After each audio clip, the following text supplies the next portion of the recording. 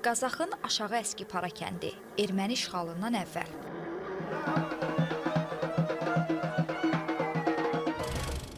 Və işğaldan sonra. Bu bir kəndin ermənilər tərəfindən məhv edilməsinin sübutudur. 1991-ci il Aşağı Əskipara kəndində son toy keçirilir.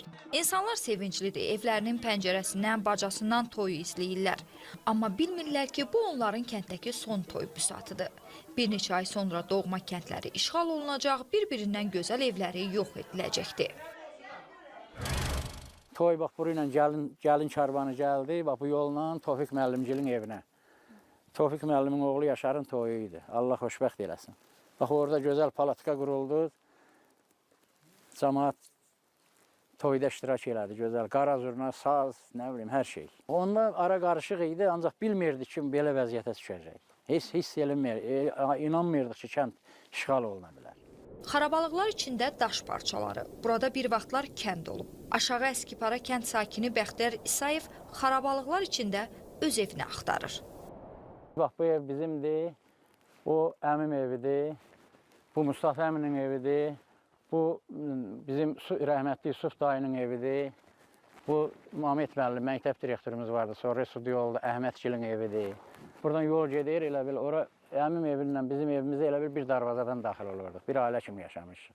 Bütün bax, yüksəkliklərin hamısında toplar qurmuşdular. İndi siz təsəvvür eləyin ki, burada bax, belə bir yerdə bütün yüksəkliklər də ətraf hamısı ermənilərin əlində. Gör, burada nə vəziyyət yaranır.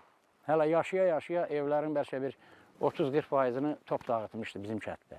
Müharibəyə qədər gözəl həyat yaşayırdıq. Həmişə gəlirdim, oradan dürbünlə baxırdım kəndə, saatlarla, elə hönkür-hönkür içimdən ağlayırdım. Oradan baxanda adam əraziyi heç tanımır, dağıdıblar təmiz, ağac-ağac basıb, yol izi itib hamısı. İndi bir gün şükürlər olsun ki, gəldim, gördüm.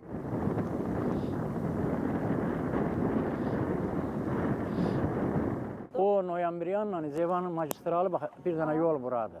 İndi bunların bu yolu əgər, bax bu yol olmasa, bu yolun xətirinə bizim bax bu əraziləri elə bu yola görə əsas ermənilər zəbt elədilər. Bu yola görə. Bax bu da kəndimizin bulağıdır. Rəhmətli Hamletin çayxanasının qabağındakı bulaq. Analarımızın sənəyinin yeridir, bax burada. Buradan asırdılar sənəyləri, buradan doldururdular suyu.